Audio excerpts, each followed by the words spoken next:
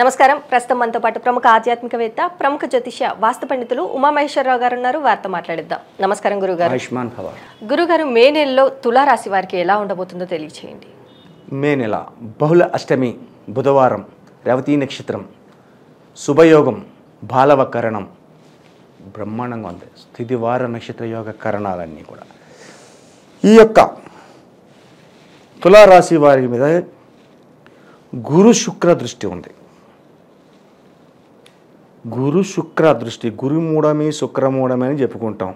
అది మూఢమి అంటే వెనకకి వెళ్ళి బలాన్ని తగ్గిన అప్పుడు ఏ శుభకార్యాలు ఉండవు. వీళ్ళ దృష్టి వీళ్ళ ఈ గ్రహం మీదే, తులారాశి మీదే ఉంది. అంటే ఎక్కడున్నారు వీళ్ళు? సమసప్తక దృష్టితో చూస్తున్నారంటే మేషరాశిలో ఉన్నారు. అంటే తులారాశి వారికి అధికమైన కష్టాన్ని పొందుతున్నారు. ముందు శారీరక శ్రమను పొందుతున్నారు, శ్రమకు తగ్గ ఫలితాన్ని కూడా పొందుతున్నారు. శ్రమకు తగ్గిన ఫలితాలు పొందుతున్నారు, లాభదాయకమైన స్థితిగతులు వస్తూ ఉన్నాయి. అయితే తులారాశి అనగానే బ్యాలెన్స్డ్గా ఉంటుంది. తూకం వేసేది ఒక ధర్మతత్వాన్ని చూపించే ధర్మ కాట, అటువంటి విధంగా ఉంటుంది. అయితే బ్యాలెన్స్డ్గా ఉన్నా కూడా వీళ్ళు బ్యాలెన్స్ తప్పరు. ఎప్పటికెయ్యది ప్రస్తుతం అప్పటికా మాటలాడి ఎన్యుల మనముల నొప్పింపక తానవ్వక తప్పించుకు తిరుగువాడు ధన్యుడు సుమతి. ఆ టైప్లోనే ఉన్నారు వీళ్ళు. ఎవరి దగ్గర ఎంత మాట్లాడాలో అంతే మాట్లాడుతున్నారు, ఎవరి దగ్గర ఎలా నడవాలో అలాగే నడుస్తున్నారు. అలాగే ఈ తులారాశి వారికి 10 రూపాయలు వస్తున్నాయి, చూశారు వస్తున్నాయి. అనవసరంగా ఆడు 10 రూపాయల్లోని మధ్యలో ఉండి ఓ 2 రూపాయలు నొక్కేసాడు. 8 రూపాయలు ఇచ్చారు, ఇల్లు ఒప్పుకోరు. అలాగని చెప్పేసి ఆయన తిడుతున్నారా? తిడతలేదు. కోపడిపోయి లాగేసుకుంటున్నారా? లేదు. ఏదో రకం కిరికిరిలు పెట్టు, అది పెట్టు, ఇది పెట్టు, కింద పెట్టు, మీద పెట్టు, ఆ దగ్గర నా 2 రూపాయలు కూడా లాక్కుంటారు. నష్టపోయినెవరు? ఈ యొక్క రాశిలో ఉన్న విధానంలో వసంత ఋతువు కలిపి ఉండడం, క్రోధినామ సంవత్సర ఉత్తరాయణం, ఆయనం కూడా చాలా మంచి ఆయనం కాబట్టి ఉత్తరాయణంలో ఉన్నారు, శుభతత్వమైన ఫలితాలు పొందుతున్నారు. అలాగే వ్యాపార రంగంలో ఉన్నవారు ఏ రకమైన వ్యాపారాలు చేస్తున్నారు? సమస్త వ్యాపారాలు, అది కాదు ఇది కాదు, ఏ వ్యాపారం చేసినా లాభదాయకమైన ఫలితాలే పొందుతున్నారు, అత్యధికమైన శుభ ఫలితాలు పొందుతున్నారు. అలాగే ఈ యొక్క నెలలో వివాహముల గురించి మాట్లాడే మాటల గురించి మాట్లాడుకుంటే, అంటే వివాహాలు చేయమని చెప్పట్లేదు ఇక్కడ, వివాహాల గురించి మాట్లాడాలి అంటే అన్నీ శుక్రమూఢం గురుమూఢం అన్నీ ఉన్నాయి ఇక్కడ. ఇక్కడ ముహూర్తాలు లేవు, వివాహ ముహూర్తాలు లేవు కాబట్టి వివాహాల గురించి మాట్లాడండి. అత్యధికమైన శుభదాయకమైన ఫలితాలు పొందుతారు. అవన్నీ సక్సెస్ అయిపోతాయి, ఒక రూట్లోకి వచ్చి ఉంటాయి. ఆ తర్వాత నవంబర్ నెల లేదు, పండగ వెళ్ళిన తర్వాత వివాహాలకి అది సెట్ అవుతుంది, శుభదాయకమైన ఫలితాలు పొందుతున్నారు. సరే, విద్యార్థులు చదువుకున్న వారి విధానాన్ని గురించి ఇక్కడ తీసుకోవచ్చు. గురుతత్వము వృషభ రాశిలో గురువు ఉన్నాడు, అలాగే మీనరాశిలో రాహు ఉన్నాడు. వీళ్ళ ఎవరికెవరు దృష్టిలు లేవు. కానీ విదేశయానం చేయాలి అనుకున్న వాళ్ళకి మాత్రం మంచి అవకాశం.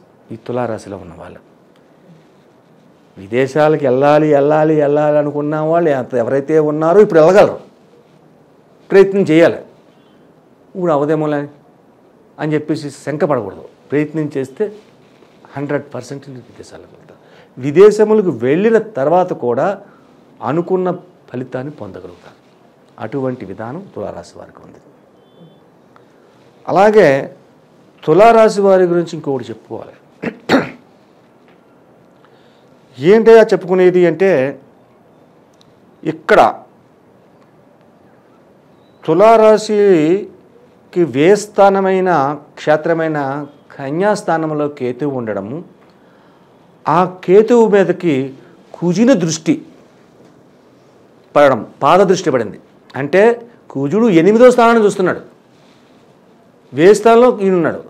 కాబట్టి ఎప్పుడైతే కేతువు ఇలా ఉండి వేస్థానం దృష్టితో చూస్తూ ఉన్నాడో వాహన ప్రమాదం జరగడానికి అవకాశం ఉంది. ఈ వాహన ప్రమాదములు సంప్రాప్తం అవుతున్నాయన్నప్పుడు మనం ముందుగా తెలుసుకోగలిగాం కాబట్టి అధికమైన జాగ్రత్తలు తీసుకోవాలి. అంటే మనం బాగానే వెళ్తున్నాం, ఎదుటివాడు బాగురాడు, 1-10 సార్లు చూసుకోవాలి. అతి వేగం ప్రమాదకరం. వీళ్ళకే అతి వేగం పనికిరాదు, చాలా జాగ్రత్తను తీసుకోవాలి. అయితే ఈ యొక్క విధానాలన్నీ సమసిపోవాలి, ఇటువంటి వాహన ప్రమాదాలు జరగకుండా ఉండాలి అంటే ఏం చేయగలిగితే తొలుగుతాయి, కష్ట నష్టములు రాకుండా సుఖ సంతోషమైన పరిస్థితులు పొందాలంటే ఈ తులారాశి వారు చేయవలసిన పరిహారం ఏంటి? ఇది చాలా ఇంపార్టెంట్ ఈ రాశి వారికి. ఈ రాశి వారు ఒక శనివారం నాడు ఉదయాన్నే లేచి ఒక గురువారం నాడు ఒక 150 గ్రాములు నల్లని నువ్వులు కొనండి. నల్ల నువ్వులు గురువారం కొనమని, శుక్రవారం కొంటే బాగోదు కాబట్టి గురువారం కొనమన్నాను. ఆ ఇంట్లో ఒక పక్కన దాచుకోండి. ఆ తర్వాత ఉదయాన్నే లేచి తలస్నానం చేసి ఈ నువ్వులను పొట్లాన్ని ఇప్పకుండా నీలం రంగు పువ్వులు ఉంటాయి, 4-5 తీసుకొని అది తీసుకెళ్ళి ఒక నదీ తీరం అన్నం ఉంటే, ఒక కాలువ, ఒక చెరువు, ఏదోటి. హైదరాబాద్ నగరంలో కూడా చెరువులు ఉండవు, కానీ అక్కడక్కడ కనపడుతుంటాయి. అక్కడికి వెళ్ళి ఆ నువ్వులని ఈ గుప్పెట్లో మీ అంతటి మీరే పోసుకుని, ఇంకొకటి పోయకూడదు, పోసుకుని వాటిని ముఖం దగ్గర పెట్టుకుని మీకు వచ్చినట్టుగా శివ పంచాక్షరి మంత్రాన్ని చదివి మీకున్న సమస్యలని, అంటే వాహన ప్రమాదములు సంప్రాప్తం కాకుండా కాపాడవు అని చెప్పి, మీనరాశిలో రాహు ఉన్నాడు కాబట్టి ఈ యొక్క నువ్వులను ఆ చెరువులో వేయాలి. అవి చేపలు తింటాయి. ఈ దోష పరిహారం అవుతుంది. ఈ దోష పరిహారం కేవలం వాహన ప్రమాదములు సంప్రాప్తం కాకుండా ఉండడం కోసం చెప్పింది. అయితే తులారాశి వారు ముఖ్యంగా చేసుకోవలసిన పరిహారాలు ఏంటి?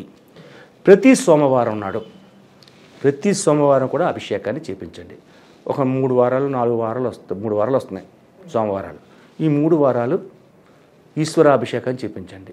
ఈశ్వరాభిషేకం చేసినప్పుడు 27 నిమ్మకాయలు ఒక దండగా తయారు చేసి ఆ దండను తీసుకెళ్ళి స్వామివారికి అభిషేకం అయిపోయిన తర్వాత అలంకారం చేయమనండి. చేస్తారు. చేసిన తర్వాత 27 నిమ్మకాయలు పెట్టాలి. 27 నిమ్మకాయలు పసుపు పచ్చగా ఉన్నాయి కాదు, ఆకుపచ్చని రంగులో ఉన్న నిమ్మకాయలు పెట్టాలి. అలా పెట్టండి. అంటే వాహన ప్రమాదములు కానీ, వివిధ రంగములలో వస్తున్న సమస్యలు కానీ, శత్రు విధానం అంటే అంతర్గత శత్రు నాశనం జరగాలంటే ఈ యొక్క 27 నిమ్మకాయల దండని స్వామివారికి ఇవ్వాలి. ఇస్తే ఇలా సార్ ఈ యొక్క 3 వారాలు ఉంది, 3 వారాలు పెద్ద సమస్య కాదు, చేపించండి. అలాగా అన్ని రంగాల వారికి కూడా శుభదాయకమైన ఫలితాలు పొందుతారు. తులారాశి వారికి మే నెలలో ఎలా ఉండబోతుంది, అలాగే వీరు చేసుకోవాల్సిన పరిహారాల గురించి కూడా చాలా చక్కగా వివరించారు గురుగారు. ధన్యవాదములు.